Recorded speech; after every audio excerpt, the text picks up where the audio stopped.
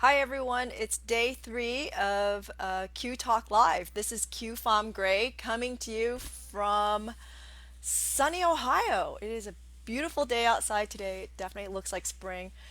So I went outside and what did I find out? It's still cold. So, oh well, it is what it is. The project today, we're going to be doing the Circuli earrings. That is Latin, and they are, it's a simple project today. So we're gonna do it fairly quickly, and then if you're around, we will take questions at the end. But here you go. Okay. So um, before we get started, let me tell you, I want to say hello to all of my identical twin sisters friends who doesn't know that she has a identical twin sister who actually wears makeup from time to time. I know most of my students don't think I wear makeup either, but I do from time to time. And so this is living proof that I am not Zim. This is actually Q. Um, so, so yeah, you can nudge her a little bit when you see her. So for those of you who live in New York City, if you see someone who looks incredibly like me, yep, that's my identical twin sister, and we have been proven point for point on a DNA test that we are identical. So it's just a lot of fun. So I would, a lot of you guys have asked what she is like. Let me just say, we're not that different. She is definitely me in the photography world. She teaches too in a certain way. And so I took one of her classes a few years ago and discovered, oh my gosh, that's me in another body. It's crazy. Anyway, so if you ever get the opportunity, little shout out to my sister. It's New York City Photo Safari when all this lifts and you're running around New York City and want to learn a little bit about photography and see the sights at the same time. You can definitely sign up there. So it's newyorkcityphotosafari.com. And she probably has a picture of herself up there too. And maybe I can egg her into posting a picture of herself right now because we actually have more or less the same haircut right now, so it's cool. Anyway, so the other quickie is the webcam saga continues. I am now officially at 8 webcams, believe it or not. And so I ordered 2 this week. One arrived yesterday, and lo and behold, it is the exact same one I'm working on now. So looks like nothing's going to change. The other one, delivery, although it shows shipping on one page, on another page says to be determined. So I don't know. Maybe we can get a better webcam by the end of the week, but I'm already making plans for next week. We're going to probably step this up a notch and go into a little bit more complex projects for those of you who've been around a little bit longer. So I'm hoping to have that posted tonight and all the information for that. So fingers crossed. And then, I think this has been fun and it's been going well. And so let's I'm going to try to keep it up, at least while I'm home and not traveling, right? Okay. So the project again is the Circuli earrings.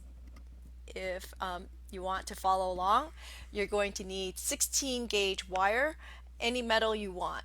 But remember, when we're working with a torch, it always has to be bare. It cannot be plated wire. Now, I've gotten into some arguments with people on this, but I'm going to stand firm on my soapbox and say no on the plated, because what happens is if you use plated wire and put heat to it, it's just going to burn off and get gross and black, and then you're going to have to clean it before you solder it, and on and on and on. It's just not a good deal. And bottom line is, you don't know what the base metal is. Sometimes you do. Shout out to Parawire, they use copper, but sometimes you don't. Some of it is just a white metal, and it's just going to melt all over the place on you.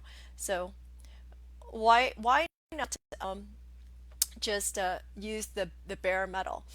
For this project, you can use all 3 colors if you like. If you like a tricolor, or you can just use one, all silver, all copper, whatever makes you happy. Okay, and then you're going to need a 8 millimeter jump rings. I'm sorry, 8 millimeter 18 gauge jump rings. And if you don't have that, you can also make it.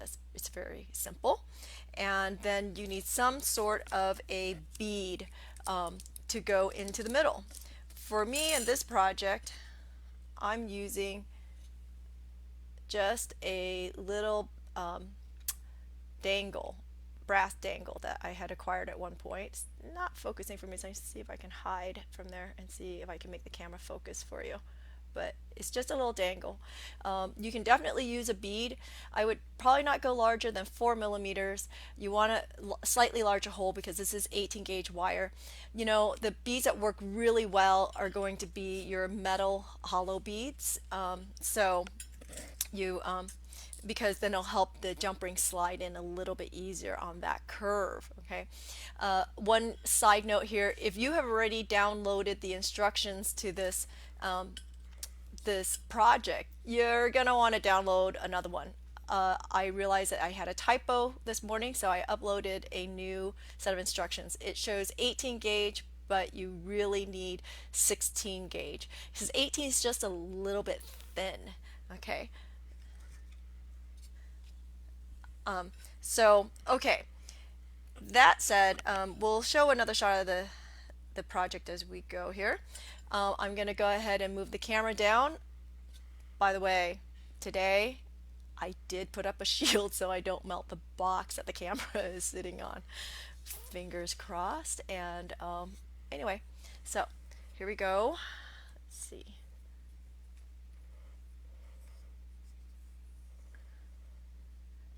Oh, and here's my tool horror apron.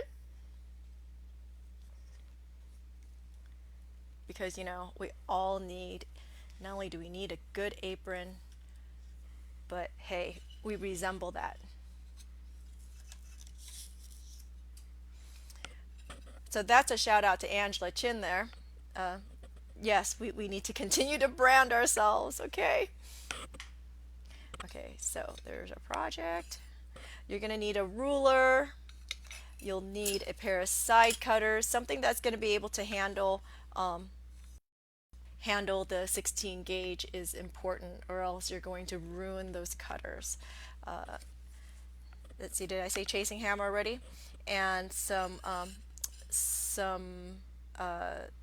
chain nose pliers. Okay, so 16 gauge. I'm just going to snip that off because that's not making me happy. And you're going to cut two pieces, two sizes, 2 at 3 inches and 2 at 2.5 inches. Whatever you want to do. If you want to do the copper on the outside, then you'll go with 3 inches. If you want to do silver on the outside, it's 3 inches. So the outside is going to be the 3 inches, and the middle one is going to be 2.5 inches. You're also going to need some dowel rods, a 1/2 inch dowel rod and a 3/8 inch dowel rod would be a good thing. Now that 1/2 inch, in case you don't have it, is going to be about the, a fine tip Sharpie. It's about the size of that diameter. And the 3/8, it's a little bit bigger than just like a ballpoint pen. Okay, so 3 inches here. We'll just cut that. Doesn't have to be crazy exact.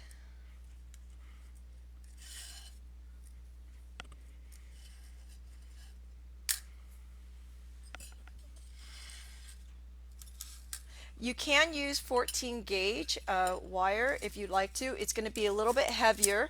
Some people don't like their jewelry, their earrings especially, very heavy, but you can definitely use a 14 gauge. Now you don't want to use 18 gauge because it's too thin, and we're going to see why here in a second.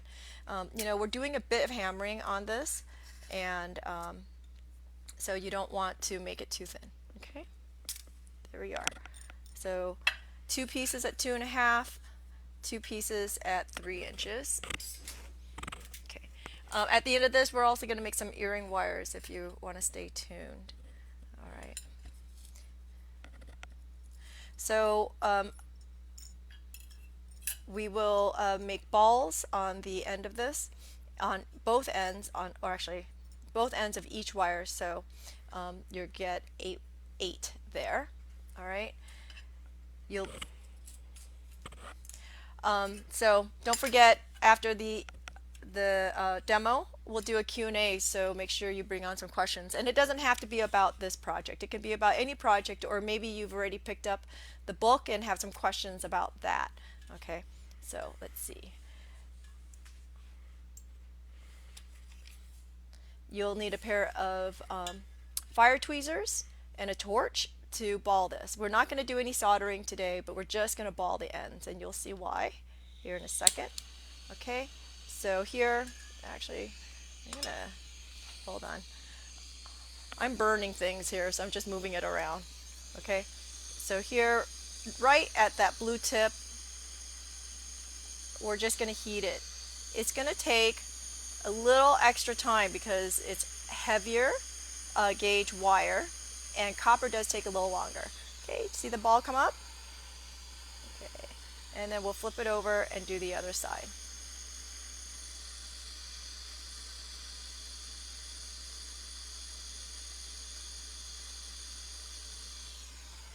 Okay, that's done. Try really hard to keep the balls even. Okay, and we'll do that a couple more times here. I'm going to move a few things out because my blowtorch wants to melt everything around me. Okay, let's do it again. So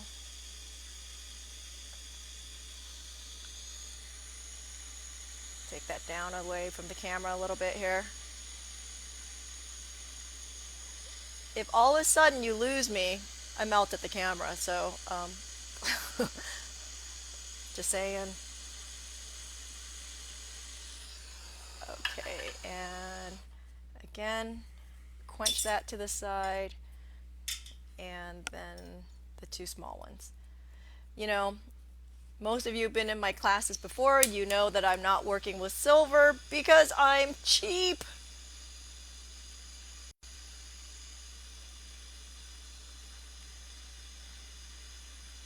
So let's see, we're just going to ball it.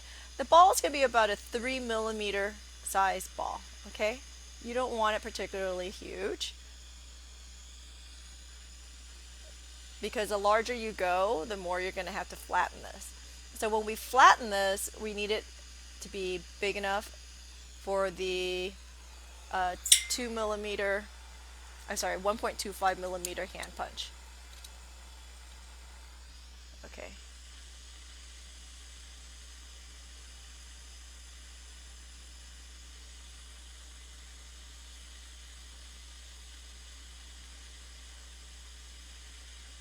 So hi to everyone who's shouting out. If you are joining in for the first time this week, my producer is Andy Gray, and he's in my ear talking to me, telling me how everyone's saying hi, and I appreciate that.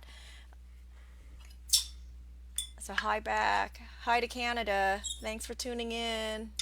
Okay, so I quenched it off to the side there, and I have also thrown it into the pickle. Okay, I'm going to move this up. So here, this is just a mouse pad, an old mouse pad, and I'm going to use that to deaden the sound a little bit because it's going to get a little bit loud with the mic situation here. Okay, the wires are still pickling over here, so I'm going to give it another second. But here's a funny story about mouse pads. So years ago when we all started this, that was a trick that had come up at some point. And you know, another thing too that's really great about old mouse pads is when you flip it over, you have this grippy side. It's nice to use that for sanding. So you can put your product on there, it sort of grips it as you sand it. So that's a lot of fun.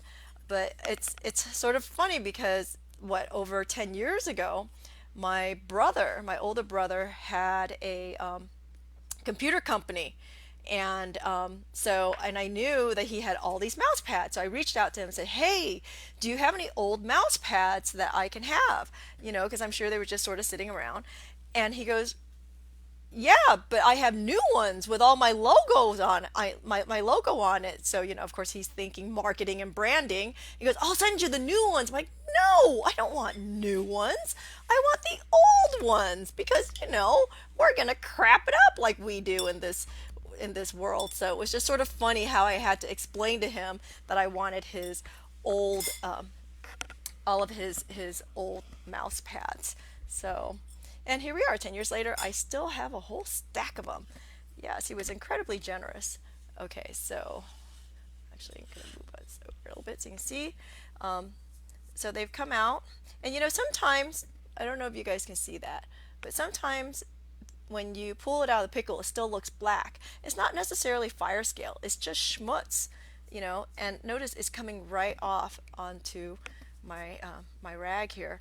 And so it's hard to identify, but if it seems to be taking too long, just go ahead and pull it out, because more than likely the fire scale has been removed. It's just sort of sitting there. The oxidation, the slough, we'll say, is still just sort of sitting there. So next up, what we're going to do is we're going to hammer um, these pieces. Okay, so chasing hammer, bench block, and just hammer. When you're hammering, try to hammer evenly. You see how I'm holding it up and down? I'm not tilting it and hammering it because it's going to create weak spots in the metal. So you want to make sure it's nice and even. So keeping it on the same plane, notice it's flat. I haven't churned it like that. You want to keep it on the same plane when you do the other side.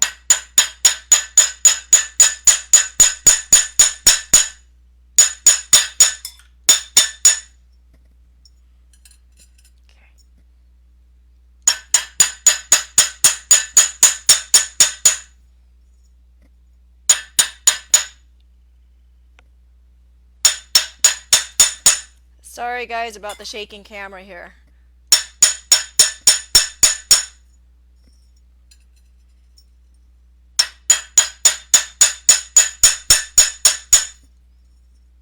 Okay.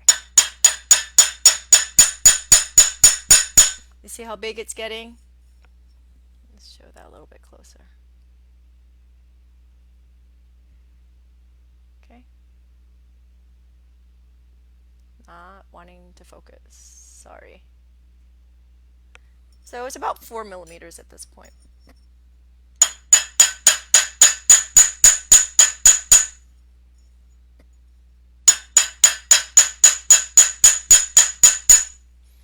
All right. So then we'll pull out our 1.25 hand punch.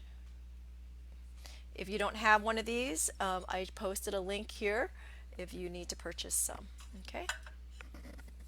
And we're just going to punch a hole right in the center of all of these. Now, part of this too is you can't leave this really thick because you won't be able to punch through it. So you need to thin it out a little bit. And I'm just eyeballing. If you want to be a little more anal retentive about it, go ahead and mark it with a Sharpie. 1.5 will work. Okay, remember that was a question that just came up. 1.5 millimeter will work. Just remember that you need to flatten the ball big enough to accommodate for that size. That's all. But it would work. Okay. Now, people ask me all the time which punch I like best. And let me just say, not these. And you're watching why. It is a little bit of a struggle. And you know what? I think this is a personal preference because some people love these punches. And other people, like myself, don't exactly love them. So, again, it's very personal, I think, when it comes to tools. But of course, being the tool whore that I am, I have it all. And so the punch that I really like is I like the drawdown punch because for me it's easier. And then you see how I'm sort of fighting this because it's a little bit thicker. right? I don't fight the two-hole punch. It just sort of comes out. But it's not the right size for this project, and that's why I'm choosing to go here. Now, I'm also choosing not to use a flex shaft to drill a hole because I wanted this to be easy, that most people already own these hand punches and they don't necessarily own a flex shaft, let alone the bit size that you need, or the drill size that you need for this to happen. Okay, and then we'll do the last one here. So another thing that I find also is, when these punches came out, I don't know, probably 10 years ago now, they were really a big deal. And then all of a sudden, people start knocking them off. This is what happens in this industry, is everybody knocks everybody off. Heck, that stamping hammer that I designed, that I had made by Bill Fretz, that got knocked off too. Everybody knocks everybody off, and it's just sort of is what it is. But you really don't want to buy the cheap ones. Okay, so you see my wire is a little bit kinked, so I'm taking out my nylon nose pliers, and I'm just going to straighten this out just a little bit. Okay. Okay, and we'll do the same over here. It just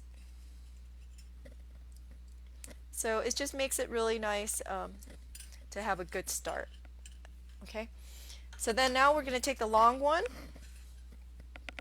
and we're going to wrap it around the 1/2-inch dowel rod, and I have the flat edges facing up. Oops, how about we do one with a hole in it? Okay, so bring it around, and notice I'm just sort of adjusting, and I'm looking to see I'm off. This is shorter than the other one, so I'm just going to adjust myself to the other side so that I can bring these around evenly. And as I'm working, I'm adjusting until they are together perfectly. Okay, let's just bring it around like so. There's one. And then now we'll do the little one. Same thing. Okay, try to find the middle. If you want to, mark the middle of your wire, there's nothing wrong with doing that. I am just too lazy to be doing that business, but you guys know that. I just like to eyeball everything. I think that estimation, eyeballing, is a skill, and I think that the more you do it, the more you practice doing it, the easier this becomes. Okay, so now we're going to hammer these edges flat. As you can see, they've all been hammered. Do you have to? No, you don't have to. But what's nice is it gives it a little bit more depth. Okay, so again, chasing hammer. I'm hanging the flattened balls off of my bench block so that it lays more flat.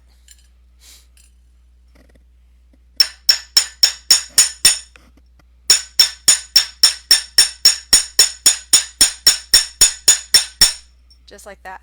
And I'm only flattening about the last third there. I'm not doing the whole entire thing.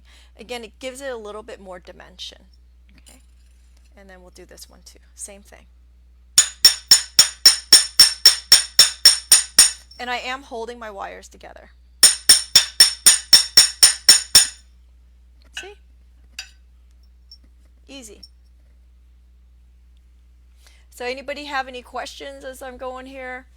Again, it's a pretty straightforward project. Okay, so what's happened here are the ends have gotten a little wonky on me. So I'm just going to take out my chain nose and I'm just going to make it unwonky. Okay, and let's see. I'm going to put it inside.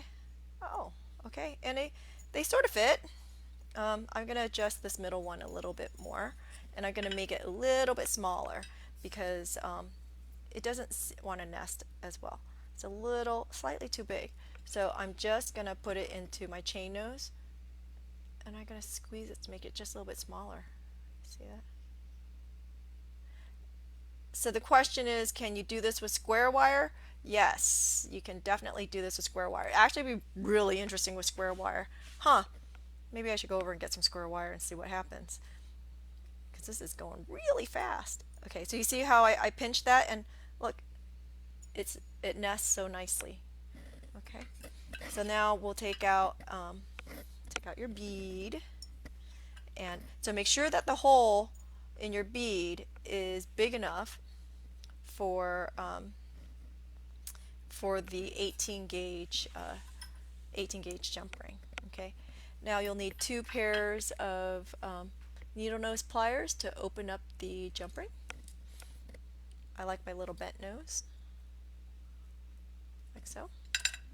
Okay, it's a little bit tricky here, so I'm going to start one side, and I'm going to put it in.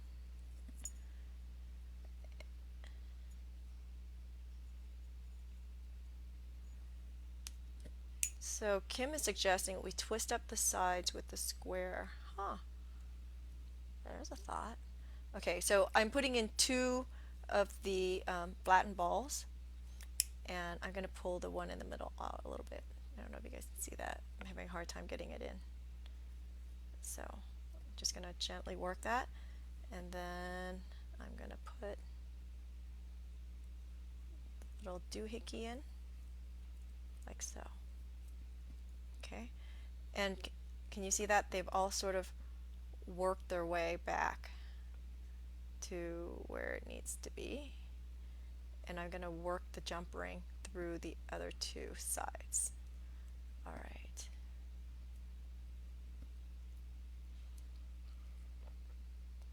So I have to say I'm pretty amused right now, knowing that there's someone in Chagrin Falls watching this. It's not too far away from me. It's where we used to live before we moved to this house, and there's a few people from Canada. So you know, even the neighbors are watching. Sort of funny.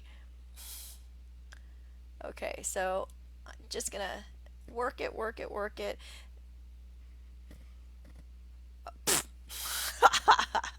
Okay, this is funny. All right, I'm gonna show you what I did. I I don't know if you can see that. I'm hoping that it focuses in for me. There it is. I looped it into the wrong one. So the outside one came into the middle, and the inside one is on the outside. So, oops, let me take that out. The jump ring again is an 8mm 18 gauge. Now remember, the premise of all the projects this week is based on the book that I just released. It was just published, Minimal Metal Jewelry. So for that book, everything you need to make the projects in that book is 16 gauge wire, 18 gauge wire, 8mm jump rings, and oops, and 5mm jump rings. Okay. So this is a little tricky because I'm trying to do it so my bead doesn't fall out. But this is going to be the hardest part of this whole project, is right here. Oi. Okay. So I'm glad some of you guys are enjoying the book. It was 2 years in the making, and I have to say a lot of redemption here, because I was turned down by more than one publisher for this book. It took a lot of convincing to find a publisher to greenlight this project. So it's been really nice that people have enjoyed it and that it's been well received. All right, you know what? I'm just going to pull this outside one out because it's fighting me. We can always push it back. Okay. Let's do that again. So as you saw, I lost my bead, so we're gonna put it in. Okay. You know what? I'm just gonna open this one up too. You know, it's sort of funny because the first time I did it was just like, oh, this is so easy. Of course. But now we're gonna go live. And the demo gods are laughing because yesterday and the day before went so much better. They have to put a challenge in here. Demo gods. Okay. And I'm squeezing that middle one in because I had spread it apart. And really?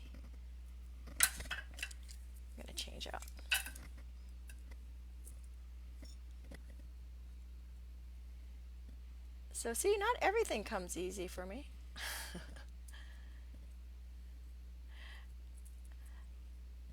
Yes, if the holes are bigger, of course, this would be a lot easier. If the jump ring was bigger, this would be easier. But I like my designs to be a little tighter. There we go.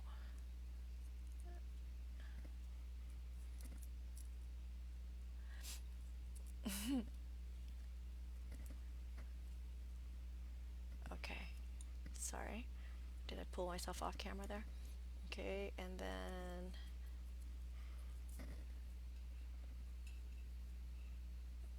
now I'm going to move the other one over. Hello.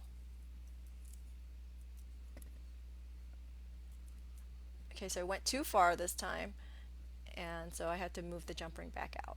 Okay.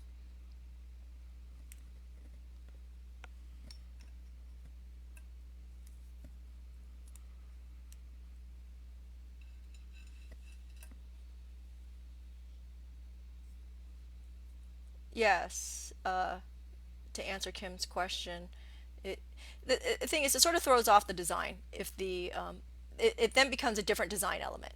Okay. Oh, for goodness sakes, this is not wanting to go in. Okay, I'm gonna do it again. I am just gonna take the jump ring out. Take a deep breath. Try it again, because you know sometimes it just needs a second approach.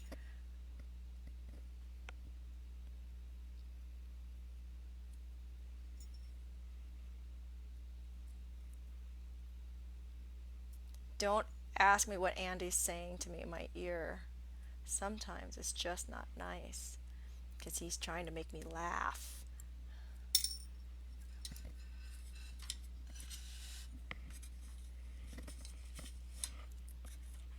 Yep, no burrs here. If you do have burrs, you can sand it or file it, but it should not matter here. Okay, so there. Once again, try this one more time. The bead is on. And then the inner ring is on. I'm going to squeeze that, and I'm going to open that. So much easier the second time here. Okay. And then we're going to get this last side on.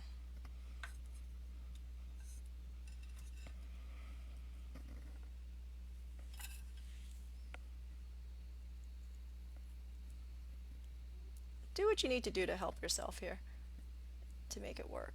But I think yep, there it is.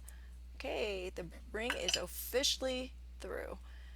Again, sometimes, you know what, you just need to start over. And I just proved that point. Okay. I'm going to swing the jump ring back over and gently work it so it comes around. Okay.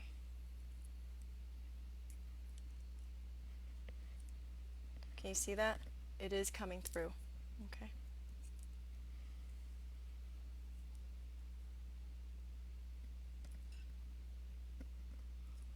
And I do like my opening to be on the side so that it doesn't slip through the earring wire. But there it is. Done. So you'll play with this a little bit more, just to, if you have made the wires a little wonky. Okay. But there. Done deal. All right. So we'll liver a sulfur this. Here's some liver sulfur. Take some scrap metal, or if you have a pair of plastic tweezers are nice too, but I just have a piece of scrap metal here, and we're just going to dip it in until you're happy. Okay. Oh, lost it. Why the scrap metal? Well, because I don't want to stick my fingers in there. It's not going to be pretty later, or it's not going to smell pretty later. Oops. Okay. So here we are, and of course take out a little bit of steel wool. We talked a little bit about steel wool yesterday and how that works. versus a brass brush. So I rinsed this just now in the bowl off the camera here. And we're going to go. I'm going to use a brass brush today because, we talked about it yesterday and see what the difference is. So why not? Okay. And I'm just using it from the side because I can. It'll take a little bit more work.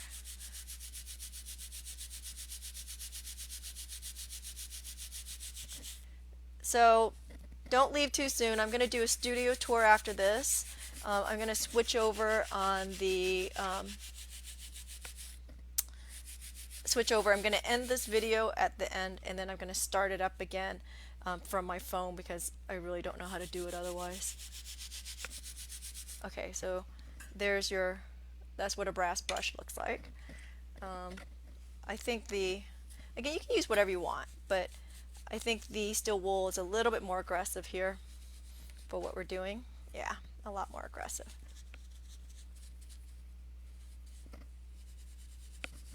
And okay, there it is. See, it's so much brighter. I'm doing both sides. And let's make an earring wire now. Okay, so you see it's a lot brighter. Okay. Okay, let's see. So I'm going to use a pair of multi-looping pliers, and to make earring wires, 20 gauge is a really nice gauge of wire to use. And so we'll cut a couple inches.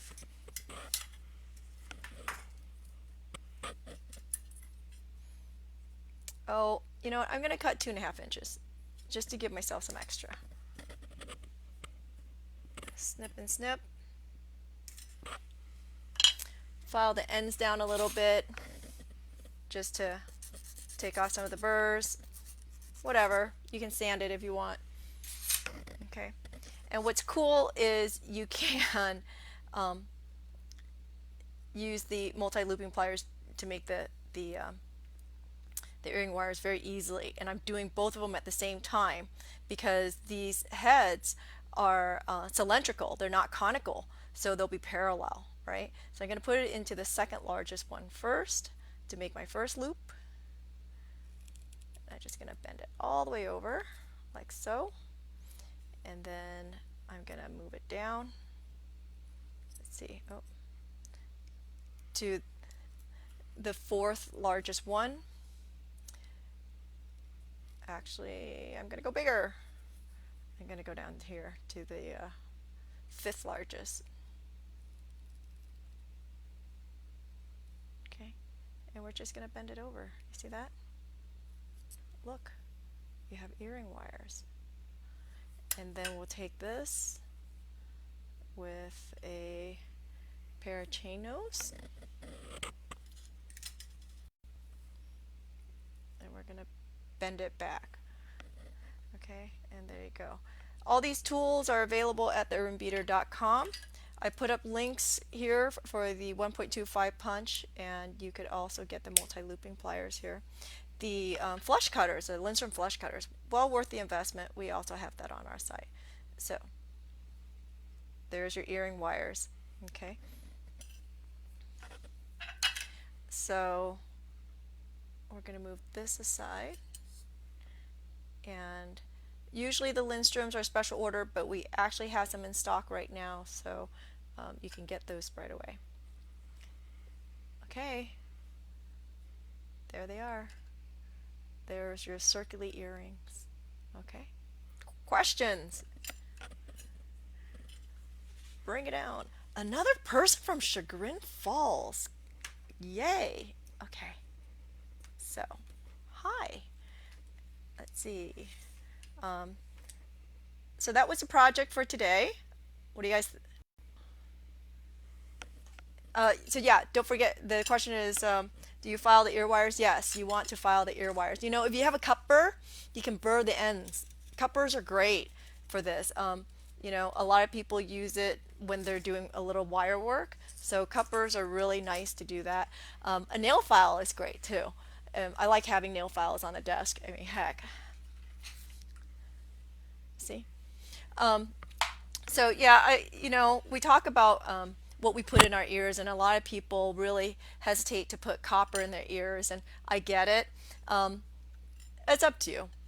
You can definitely make this with sterling silver and brass, but I would probably stick with either copper or silver. I would not go to fine silver, by the way, to make this because it's a little too soft. Okay, and anyway, so again, back to the material. The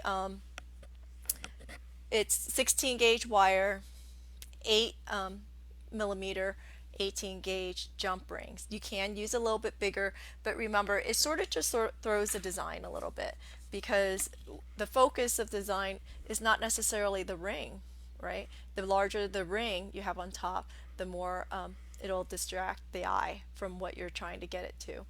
The bead in the middle, I was using a brass, actually I think it's a fishing lure that I happen to have, and I know only I, but but you can definitely use a bead to uh, you can definitely use a bead to put in there, or not. You can go for a third loop if you want to.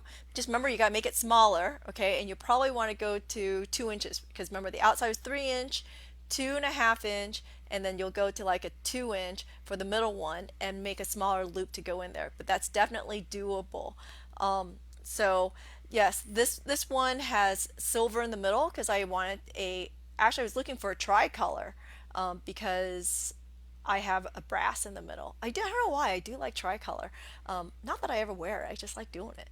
So yeah, but you can do it all copper, all silver, all brass, whatever makes you happy.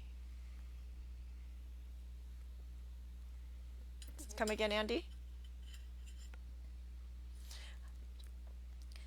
So, because this is all one unit, I'm just using liver sulfur for all the metals. Okay, if you really want to, then you can patina them separately and do the copper and brass in liver sulfur. Sorry, the question was would I use liver sulfur or what for the silver. So I do really like black max for silver because it gives a much more intense color than using liver sulfur. But if you go back to the picture for this project, I did use liver of sulfur for all of it.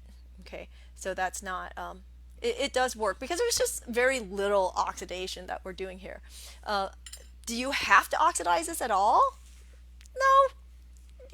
Maybe you don't like oxidation. You like your bright metal, and that's okay too. So all of that works very well. Um, let's see, what other questions do we have out here? Okay, I think that's it. Oh, oh, Emily's question is not why do people complain about the copper, not not that you don't want to use copper. Some people have a metal sensitivity. It turns their skin green. And so I guess, and that's why they don't like to use the copper. But I will tell you, my mother, she can't wear silver either. She can literally put on a silver necklace and oxidize it by the morning. I've seen it. So, and okay, this is what I heard, but supposedly you have high acidity in your body, and that's what makes it oxidize. So it's sort of interesting, but so it depends on your metal sensitivity whether or not you want to use the copper or silver. So, if you're that sensitive to metal, you'll really want to go to stainless steel or surgical steel is very available out there. You don't want to make it. Yeah, don't go buying surgical steel and making these things yourself. You really don't. And if you do decide to go down the steel road and do these things because you think it's cheaper, it's a whole other animal. It does not solder the same. It does not use the same flux. It doesn't use the same solder. Nah, yeah, I have never even bothered to go there. So, and right now, hey, did you guys see the silver market? Silver market the other day was at 1206. I think last night we were back up at 1350. My prediction was that it was going to go below that. I don't know. Things are really fluctuating right now. As much as we say hope that it drops again for those of us who buy a lot of silver and a lot of metal, I sort of want it to go back up because it tells us that the economy is better. So, what can I say? Gold is below 1500. It hasn't been there for a long time either. Anyway, okay, so I digress. Okay, so did I explain why I'm doing the headset? Because the other day it's apparently the mic isn't working really well on the camera, which is over there. Um, so anyway, so we a went looking for a microphone, and gee, not only are webcams sold out, but microphones are sold out too. And I happen to have this from doing some other video work, and because it's USB, it works a lot better. But anyway, so Cheryl made a note here that a coat of Renaissance wax keeps your skin from turning green, but I haven't tried it on earring wires. Honestly, I'm going to have to dispute that, Cheryl. Renaissance wax, a lot of people use it to protect their metal, to keep it from tarnishing. And, after all these years of doing this, it's going to keep it from tarnishing for a very short amount of time. As far as protecting your skin, it wears off fairly quickly. Personally, if I really was trying to hinder oxidation, I would use Krylon, several coats of it. There's another one. Is it Permalac? I think it was Permalac. Wouldn't use that either because apparently after a year or so it sloughs off. Not completely sure about the Krylon, but I think Krylon's a lot more permanent. Additionally, the Renaissance wax, I was talking to an iron worker, or what do you call those? A blacksmith. So I was talking to a blacksmith, a master blacksmith, in depth about this, and he goes, yeah, we tried it all. No, it doesn't work. And apparently what they did was they took a whole bunch of different coatings, a whole bunch of coatings on their iron, and they they set it aside. So, Renaissance wax and whatever else they had around, and they coated a bunch of this stuff after they had made it, and they gave it a few days, and sure enough, they all turned, every single one of them. And his take on it, granted it was iron and not silver or copper, but his take on it was, you know what? It's nature. Metal oxidizes. What keeps it from oxidation is oxygen and light. So I don't even use those, those tabs that you put in to the bag, the anti-tarnish things. You know what? If you store your jewelry in an airtight Ziploc bag in a dark place, it's not going to oxidize as quickly. It's just physics. That's all. Okay, so can't get my copper ball. Oh, my copper to ball. Okay, so Yvonne, you're listening. So are you doing it on the 16 gauge, I assume? Right? Because if that's the case, it takes a long time. I'm going to do it again for you guys real quick here because yeah, if you don't hit that sweet spot, it's not going to happen. And I'm going to do it up here instead of down here where I think you guys might be able to see a little bit better up here, okay? So Linda's question is protected clear. I don't know what protected clear is, so I don't know. Haven't looked into it. Okay. Okay, so Yvonne, here we go. Can you guys see that? I don't know. You know what? I'm going to turn off the lights. Hold on.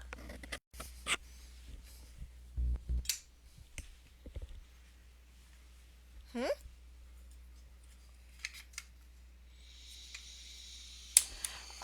So Karen asked if I ever use argentium, and the answer is no. Okay, I'm going to try to find a spot where you guys can see this.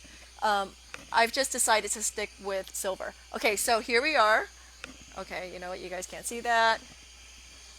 Is this better? Okay, so you see the blue tip? Right at the blue tip, Yvonne. Just hold it there. Hi, Florida. You see? You see it changing? Just hold it. It's going to take a while. Don't get impatient with it. It's not like silver. It takes time.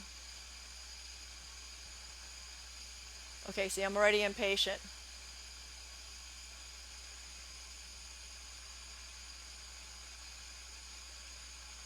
Whoa! Okay. More heat. But you gotta hit it right on that sweet spot.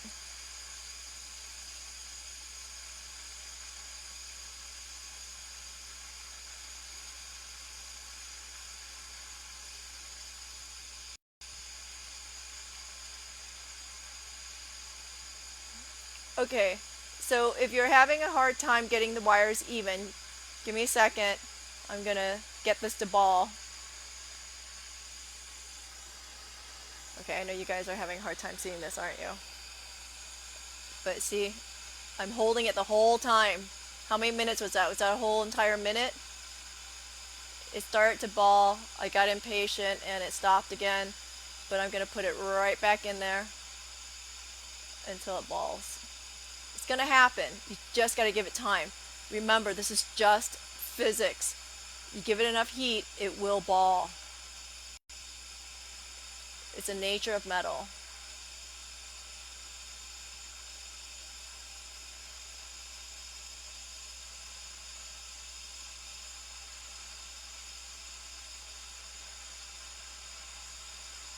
Okay, so Jan just chimed in and said protective clear is used on brass, on boats. Okay. I don't know if it's a spray on, brush on, or what, but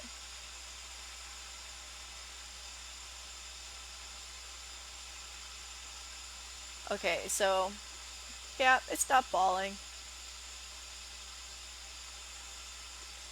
Okay, I'm gonna stop there. I'm gonna pickle it because I feel like I went in and out and it got a lot of fire scale. So I'm gonna uh, pickle that for a second and then just to clean it up. And again, when I get frustrated and things aren't happening, just take a deep breath, give it a second, and try it again. Right? Okie dokie. Let's see. Okay. That was in the pickle. Yes, it was very quick because the pickle seems to be working very fast right now.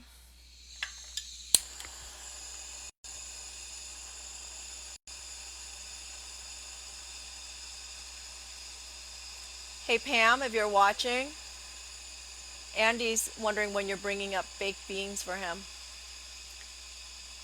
Okay, so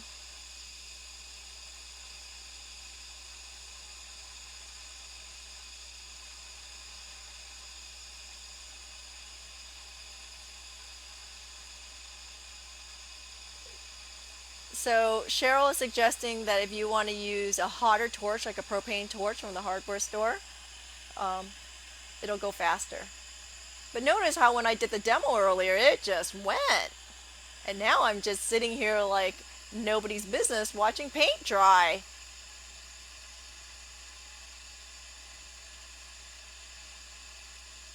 Okay, there, it's finally going. And if you really want to get into another torch, you can get a MAP gas torch, which is even hotter.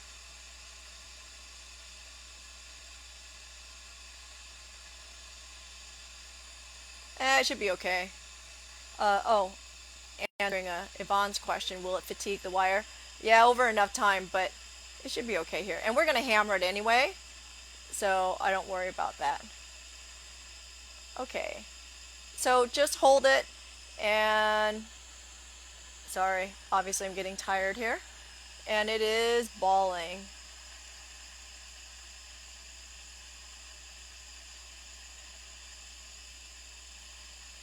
Okay. Okay. Um, Melanie says that there is an There's a product called Alchemy on JTV. Don't know what that is. I'm assuming you're talking about something to hinder the patina. So I oops, don't think you see that, but I do have a ball on there.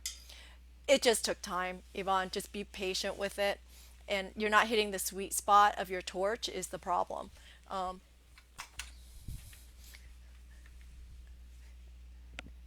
so that's a scoop. And regarding protected clear, someone just said that it looks like you brush it on. Again, for me, you know what? I don't even bother. And the reason why is because it's gonna oxidize over time. It is what it is. It's metal. Okay, so okay, did that help, Yvonne?